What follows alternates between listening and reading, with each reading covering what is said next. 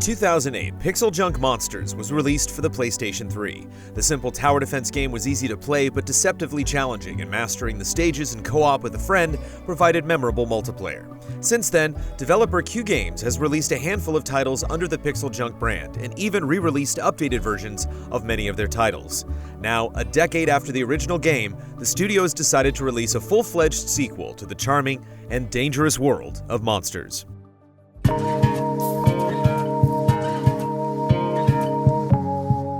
The objective remains unchanged from the previous title. As Tiki Man, it's your job to protect the chibi children from increasingly difficult waves of monsters by building an assortment of defensive towers. Each tower has varied strengths and weaknesses to combat the onslaught.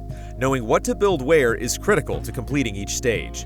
The cannon tower is your bread and butter, and it can deal a devastating area of damage to ground units, while the arrow tower can target land and air units but deal slow single-target damage. It's when you learn how to use a combination of towers for maximum efficiency that PixelJunk Monsters 2 feels the most rewarding. Of course, nothing is free, and building these structures of war requires capital. Gold coins are dropped by defeated monsters found hidden in trees and awarded at the end of each wave. You also receive bonuses depending on how many coins you pick up from defeated monsters, adding an extra layer of nuance to building strategies in the early rounds. To add further complexity, each tower can be upgraded by dancing on it. Towers can reach a maximum level of 5, and each level increases range, damage, or rate of fire. Naturally, each level takes longer to upgrade than the last, and committing to a level 5 tower is always intense. It also takes a brief moment for Tiki Man to start dancing, and on harder waves, every second counts, so knowing when to stay and dance or when to go and search for items is yet another thing to consider. You can also find gems in the same way as coins, but these are much rarer. Gems are used to purchase special towers like the Beehive, which sends out swarms of patrolling bees, or the Tesla Tower that has a narrow attack range but deals devastating damage. More importantly, they can be spent to immediately upgrade a tower's level. Managing gold coins, gems, and tower levels adds up to a set of simple mechanics that provides a deep level of strategy.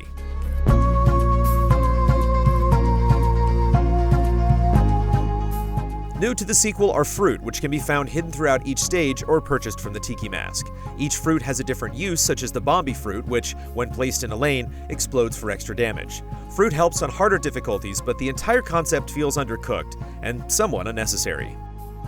Each time a stage is completed without casualties, you're awarded with a rainbow fragment, and with enough fragments, new areas are unlocked. Unfortunately, there are only 15 stages divided into 5 zones, and clearing them on Fun, the lowest difficulty, only takes a few hours. Completing a stage on Fun unlocks Tricky, and collecting a rainbow fragment on every stage unlocks Mayhem difficulty.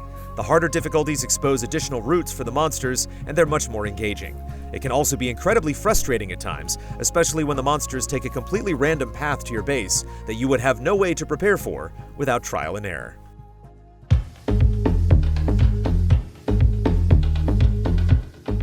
If the stages are too infuriating, you can partake in jolly cooperation with 2 players locally or 4 players online. While co-op was an integral part of the original game, it's hard not to feel disappointed by the effort here. The difficulty doesn't adjust based on the number of players, and towers can be upgraded much faster with multiple people dancing. You share money and resources, so playing online with strangers can be a trying experience, but getting together locally with a close friend is the best and easiest way to play. It's just unfortunate that there isn't a dedicated co-op difficulty or a separate mode to fully embrace playing with others.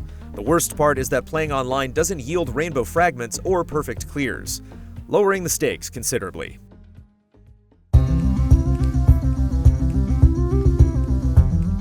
Visually, PixelJunk Monsters 2 looks lively and colorful. The jump to 3D benefits gameplay with a new third-person camera that can be used to get a better lay of the land, as building towers on high ground increases effectiveness. It's also fun to stare at monsters and bosses up close, and by completing various milestones and earning ancient tokens, you can unlock cosmetic masks and shells that help differentiate your character from others.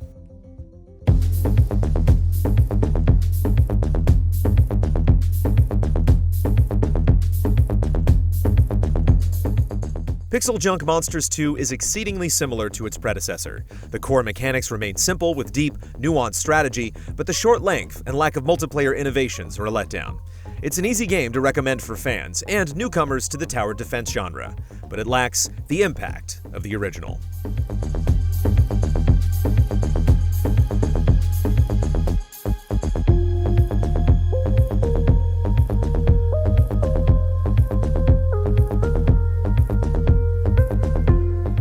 Easy Allies reviews are made possible by generous viewers just like you. If you like what you see, check out patreon.com/easyallies to see our other videos. And consider becoming a patron to help us make more.